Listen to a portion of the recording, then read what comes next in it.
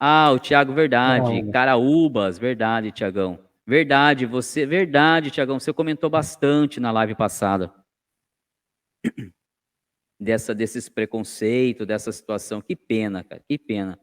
Mas normalmente, tanto o Thiago como o Davi, são pessoas que não entendem a maçonaria, né? Que não procuram ver o outro lado da moeda. Tudo tem um outro lado da moeda. Tudo tem pelo menos duas versões. Na verdade, a gente costuma dizer que na verdade tem três versões, né? É. Mas na verdade, pelo menos tem duas. E essas pessoas ficam presas ainda a histórias antigas do que era. E não vai longe, gente. Não vai longe. Quem acompanha o canal sabe aqui, né? Eu já fiz alguns vídeos explicando que a minha esposa tinha esse tipo de preconceito, de que a maçonaria era algo ruim. Quando o meu filho recebeu o convite para entrar para a Ordem dos Escudeiros, que aí eu fui falar para minha esposa o que que eram os escudeiros, que era uma paramaçônica e tal, a primeira resposta que eu tive dela foi um não.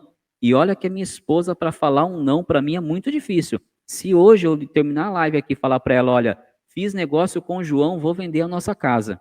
Ela não fala, ela fala, você tem certeza? Se eu falar, tenho, ela vai embora. Agora, quando eu fui falar para ela do convite que o nosso filho tinha recebido para entrar para uma paramaçônica, ela me deu um não redondo. Ah, por que não? Porque o meu filho não vai entrar nisso, não é bom. E aí eu fui explicar para ela, comentar com ela, até que ela foi numa sessão aberta das meninas do arco-íris, viu como é que se procedia, viu como que era, e aí mudou o mindset dela, mudou o pensamento dela. Hoje ela tem uma visão totalmente diferente. Hoje a gente já teve várias conversas, ela admira a maneira como eu trato a maçonaria, o carinho como eu trato, o quão feliz eu fico quando eu vou para a loja. E quem está próximo de mim sabe o quão triste eu estou nessa parada que eu dei aí quase que de um mês, até que saiam meus resultados de exames e tal.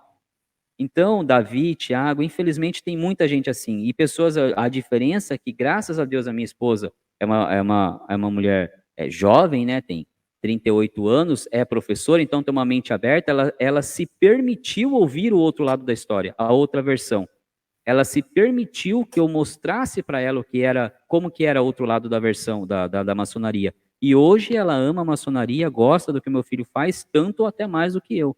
Mas essas pessoas, e a maioria das pessoas, se agarram naquele preconceito de que a maçonaria realmente é do diabo, que faz pacto, que isso, que aquilo, e não querem ver o outro lado. Não olham a benemerência que a maçonaria faz, não olham os membros da maçonaria, né? Quem são os maçons, quais são os seus comportamentos, como eles agem, e aí acabam gerando esses preconceitos. Eu fico triste, porque eu já sabia que existia, como eu disse para vocês, eu tive isso na minha família, mas eu consegui mudar, graças a Deus. Mas fico mais triste ainda de saber que isso está num número tão grande quanto o número de pessoas que têm vontade de entrar para a ordem, ou até maior, e que isso está espalhado pelo Brasil. Que ainda, como o João disse, no século XXI, ainda tenham pessoas que se apegam a essas histórias e não procuram entender como é que no século XXI a gente vai estar fechado num recinto, fazendo pacto, fazendo culto ao bode, comendo bode, ou como disse o João lá na história, dormindo, fazendo relações sexuais com bode. Pelo amor de Deus, vai Nossa. entender como é que isso funciona. Mas é triste, mas acontece.